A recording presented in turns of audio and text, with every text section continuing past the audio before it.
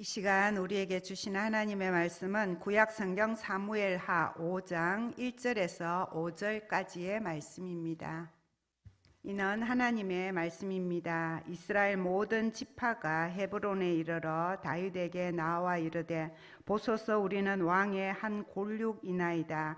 전에 곧 사울이 우리의 왕이 되었을 때에도 이스라엘을 거느려 출입하게 하신 분은 왕이시었고 여호와께서도 왕에게 말씀하시기를 내가 내 백성 이스라엘의 목자가 되며 내가 이스라엘의 주권자가 되리라 하셨나이다 하니라. 이에 이스라엘 모든 장로가 헤브론에 이르러 왕에게 나오매 다윗 왕이 헤브론에서 여호와 앞에 그들과 언약을 맺음에 그들이 다윗에게 기름을 부어 이스라엘 왕으로 삼으니라.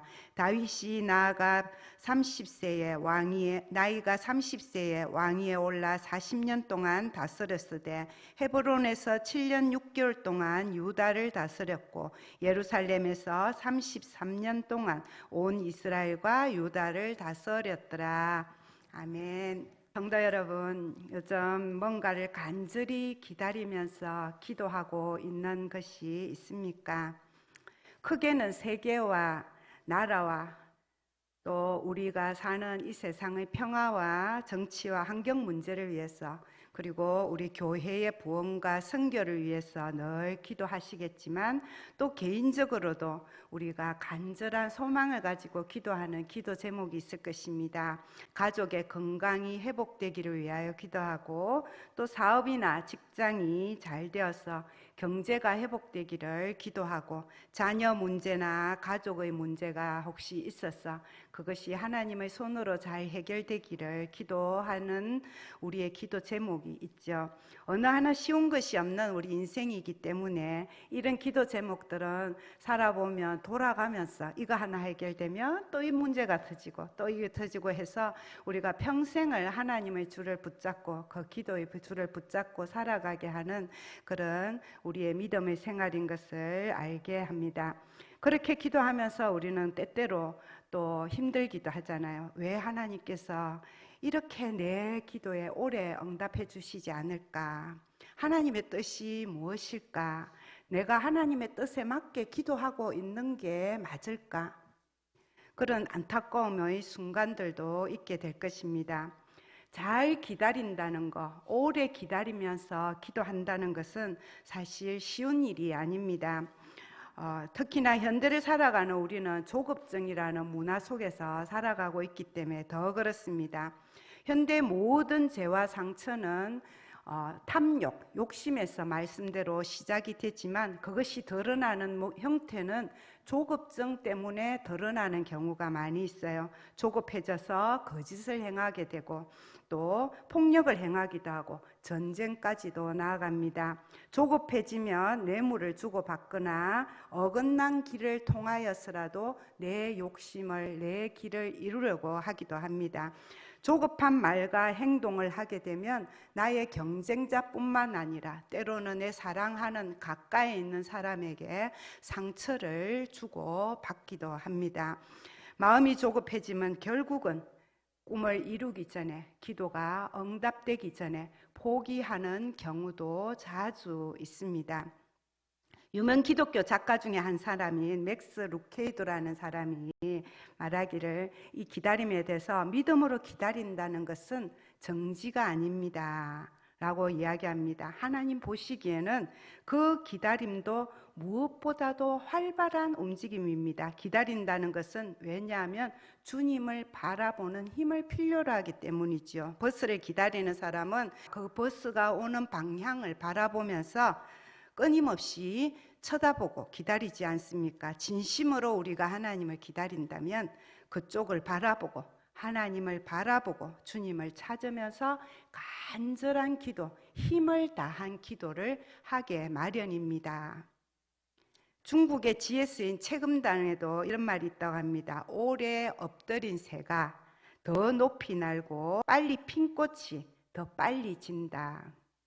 독수리 같은 새가 어느 새보다 더 높이 날고 멀리 날 수 있는 것은 그 날개가 크고 힘이 있기 때문이지 않습니까? 오래 엎드린 새가 더 높이 날고 멀리 날 수 있다라는 이 지혜의 말씀은 오래 엎드려 있는 동안에 날개가 더 자라나고 힘을 더 비축할 수 있는 그런 훈련의 시간을 가졌기 때문이다라는 지혜를 가르쳐주는 말씀이죠. 때를 기다릴 줄 안다는 것은 뒤로 물러서지도 않고 어긋난 길로 서둘러 가지도 않고 의로운 방법으로, 하나님의 방법으로 하나님의 뜻을 이룰 수 있는 실로 대단히 강한 힘이고, 하나님의 은혜가 있어야만 이룰 수 있는 그런 믿음의 성품이 됩니다. 오늘 성경을 읽어보면 이제 많이 건너뛰어서 사무엘하 5장까지 오게 됐습니다.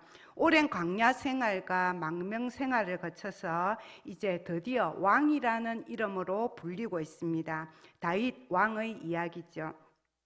일찍이 하나님께서 이 다윗에게 너는 이스라엘의 왕이 될 것이다 라고 하나님이 부르시고 세우시고, 또 사무엘 선지자를 통해서 기름을 부으셨습니다.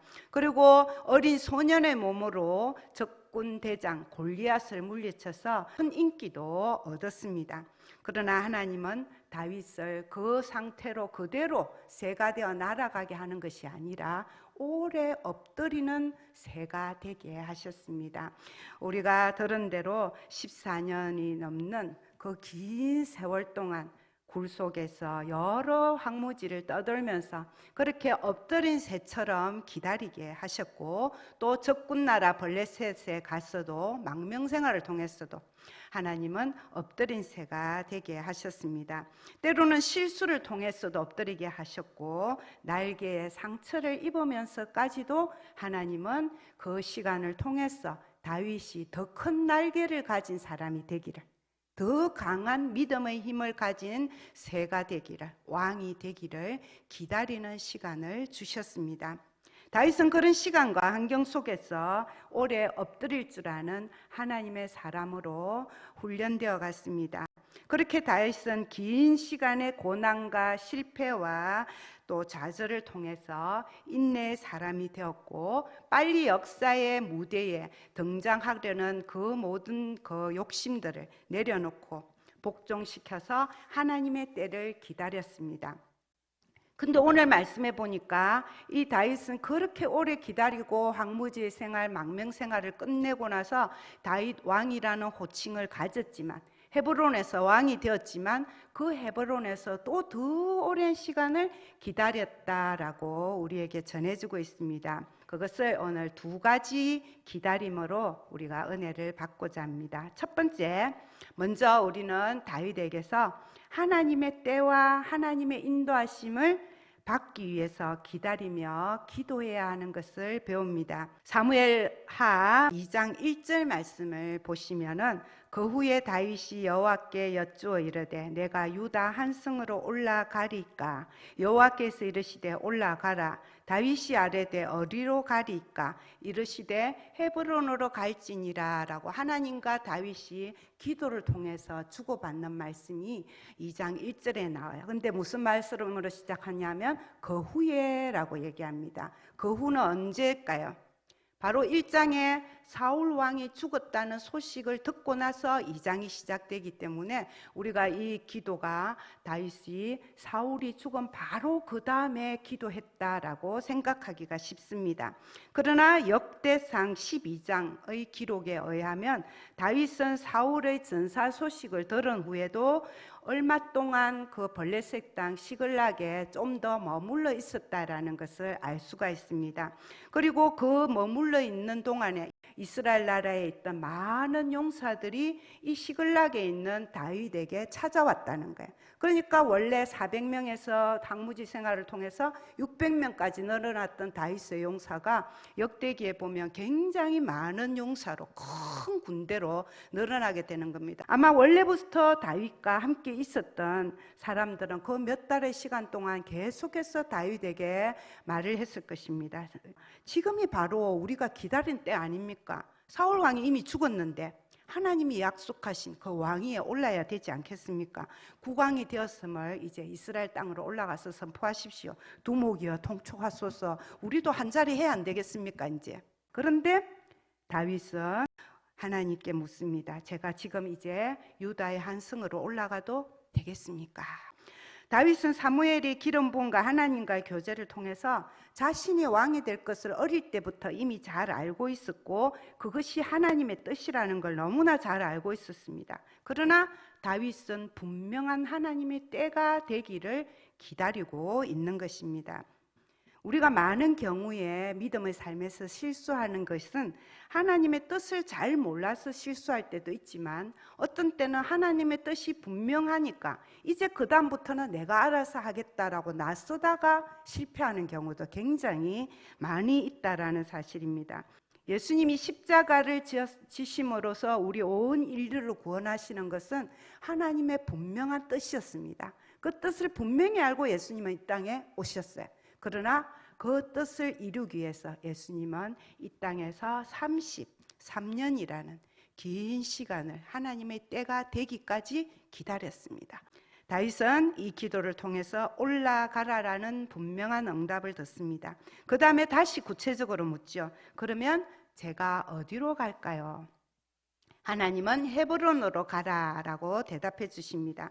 헤브론은 이스라엘의 수도 예루살렘 남서쪽 약 40km 지점에 위치한 해발 900m 산 위에 있습니다. 아브라함이 하나님의 말씀을 듣고 순종해서 가나안 땅에 오게 되지만 평생 나그네로 살아가다가 이제 아내 사라가 죽게 되니까 장지가 필요해서 처음으로 값을 지불하고 자기의 소유로 산 땅이 어디냐면 이 헤브론이라는 거예요.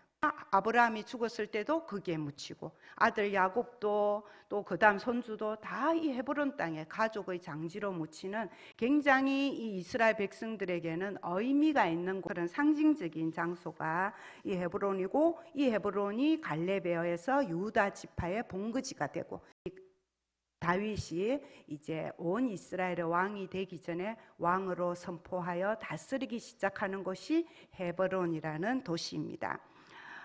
이 헤브론에서 유다 지파의 왕이 된 다윗이지만 아브라함에게 약속하신 단에서부터 브엘세바까지 하나님의 약속은 완전히 이루어지지 않습니다. 그때 북쪽 나라의 사람들은 실세 군대 장관이 아브넬이라는 사람이 있는데 이 사람이 사울이 죽고 나니까 남아있는 사울의 아들 중에서 이스보셋을 자기의 말을 잘 듣는 허수아비 왕으로 북이스라엘의 왕으로 세웠습니다. 그리고 사람들은 이제 남쪽이나 북쪽이나 자기의 목적, 자기의 그 일을 이루기 위해서 굉장히 열심을 냅니다. 기다리지 못하고 서두르는 거죠. 남쪽에는 요압을 대표로 하는 군대와 북쪽에는 아브넬을 대표로 하는 그 군대가 수시로 국지전을 벌여서 싸우는 이야기가 나오고 그래서 또 정치적으로 암살 사건도 일어나고 하는 게 우리 사무엘하 2장, 3장, 4장의 이야기예요. 그러나 다윗은 여전히 기다립니다. 여전히 기다려요. 얼마나 기다려요? 7년 6개월을 기다린 후에 완전한 이스라엘 왕이 되는 모습이 오늘 우리가 읽은 이 5장에 나오는 겁니다. 이제 이스라엘 모든 장로가 헤브론에 이르러 왕에게 나오매 다윗 왕이 헤브론에서 여호와 앞에서 그들과 언약을 맺음에 그들이 다윗에게 기름을 부어 이스라엘 왕으로 삼았다. 7년 6개월을 기다렸더니 다윗이 치러 가지 않았는데 누가 왔어요?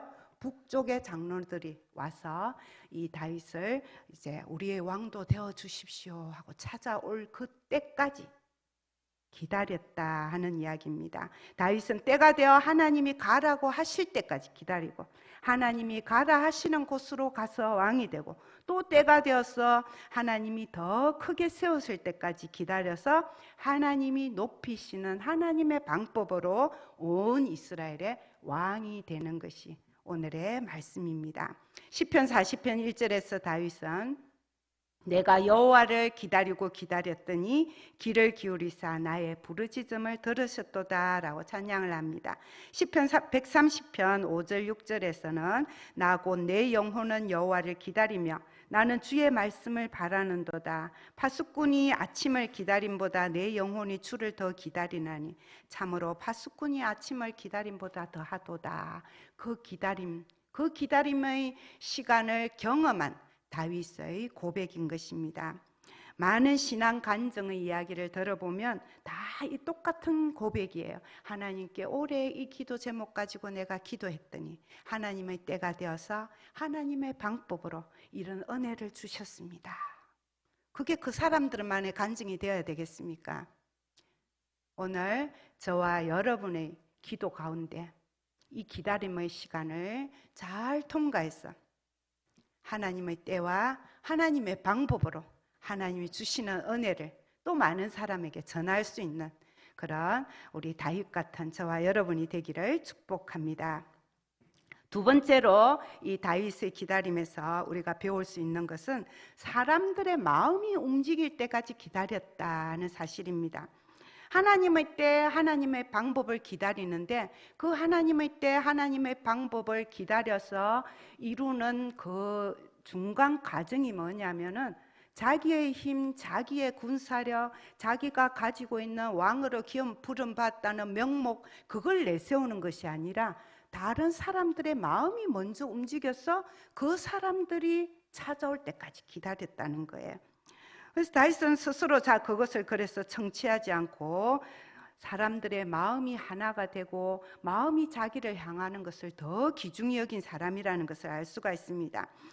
헤브론에서 왕이 될 때도 유다의 장로님들이 찾아와서 기름 부어서 왕을 세울 때까지 기다렸고, 북이스라엘도 군대 장관 아브넬이 찾아올 때도 그대로 받아주고, 또 더 기다려서 사울 왕의 아들 이스보셋이 죽고 난 다음 북이스라엘 장로님들이 찾아올 때까지도 기다려서 오늘 왕으로, 온 이스라엘의 왕으로 기름을 부음을 받는 그런 영광을 얻게 되는 겁니다. 사실 이 사람들의 마음을 얻는다는 게 우리가 가장 힘든 일 아닙니까? 마음은 우리 얼굴만큼이나 너무나 다양하고 바람과 같아서 그것을 모으고 나를 향하고 그 마음을 다 이해하고 또 내 마음과 같은 마음이 되게 하는 것은 너무나 힘든데, 다윗은 그것을 기도하는 가운데 잘 기다렸다는 거죠.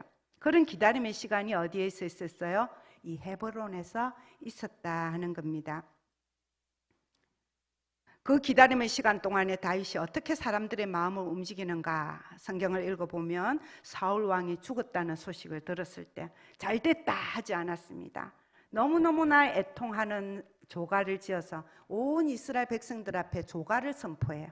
여러분들도 이 노래를 배워서 이 왕의 죽음, 왕자의 죽음을 나와 같이 슬퍼해 주십시오. 그래서 백성들이 보니까 아니 자기의 원수가 죽었는데 저렇게 애통하다니 보통 사람 아니구나 하고 깨닫게 하는 겁니다. 그 다음에 또 어떻게 했어요? 듣고 보니까 그 사울왕의 시체를 블레셋이 성벽에 매달아놨는데, 근데 욕보이는 거죠. 매달아놨는데 사울왕의 덕을 받던 길르앗 야베스라는 작은 도시 사람들이 밤중에 가서 그 시체를 가져다가 장사를 지냈고, 지금은 북이스라엘 이스보셋의 편이 되어 있다라는 소식을 들었어요. 보통 정치적인 사람이라면 길르앗 야베스 사람을 쳐야 됩니다. 근데 어떻게 해요? 다윗은 오히려 큰 상을 내립니다. 참 잘했습니다, 여러분. 왕의 장례를 이렇게 잘 치러준 당신들을 칭찬합니다. 얼마나 깜짝 놀랐겠어요.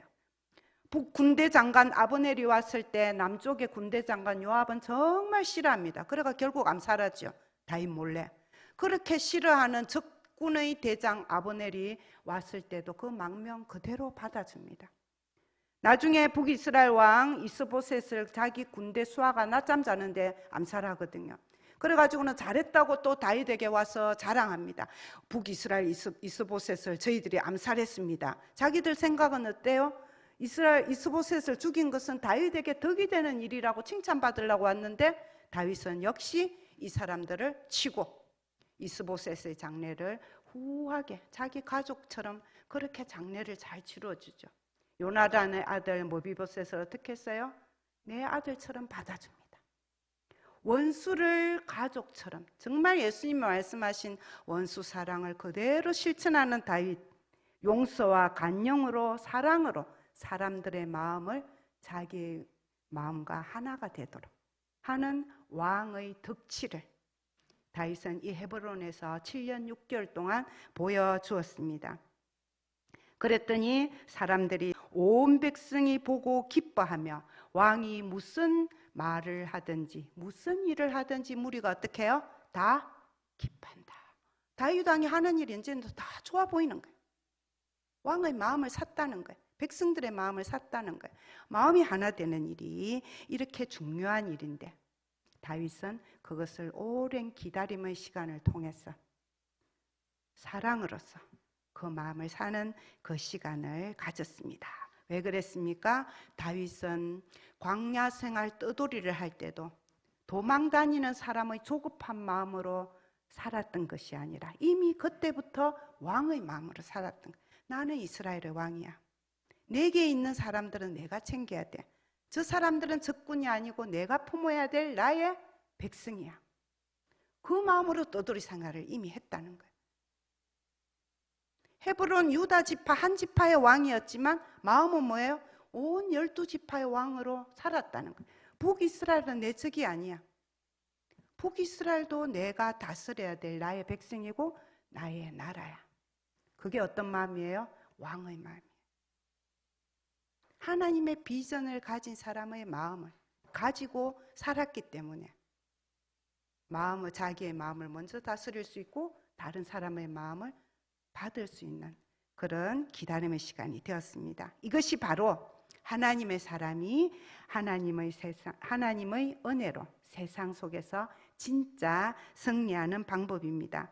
기다린다는 것은 정말로 어렵고 힘겹고 피와 눈물을 요구하는 힘겨운 시간이지만 그 기다림의 시간을 하나님이 우리에게 주시는 것은 우리를 더 사랑하시기 때문이라는 그런 우리 목사님들의 말씀이 바로 여기에 있습니다. 기다림을 통해서 우리의 날개가 더 자라는 시간이 되고 기다림을 통해서 우리의 힘이 더 강해지는 시간이 되고 기다림을 통해서 우리의 믿음과 소망과 사랑이 더 하나님의 사람답게 더 크게 하나님이 쓰시는 사람답게 세워져 가는 시간으로 은혜의 시간으로 하나님이 사용하시기 때문입니다. 우리는 다윗처럼 이미 하나님의 왕 같은 하나님의 자녀입니다.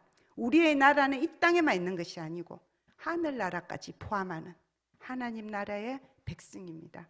그러므로 저와 여러분의 이 세상을 살 때 어떤 마음으로 살아요? 왕의 마음으로 하나님의 자녀로 살아야 한다는 겁니다. 세상 사람하고 똑같이 작은 걸로 아둥바둥하고 작은 것 때문에 조급해하고 작은 욕심 때문에 다투고 이기적이고 그렇게 사는 것이 아니라 하늘의 보물을 쌓아둔 사람답게 하나님을 아버지라고 부르는 사람답게 그렇게 우리가 기다릴 수 있는 은혜를 가진 사람으로 살기를 원합니다.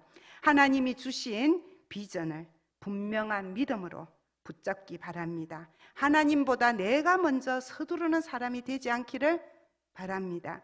하나님이 포기하기 전까지는 어떤 것도 포기하지 않는 믿음의 사람이 되기를 바랍니다. 하나님의 때가 될 때까지 환경이 바뀌고 사람들의 마음이 바뀔 때까지 오래 엎드리는 새처럼 오래 엎드리는 시간, 기도의 시간, 훈련받는 시간, 실력을 쌓는 시간 그런 은혜의 시간이 저와 여러분의 기도의 시간이 되기를 간절히 축원합니다. 아멘.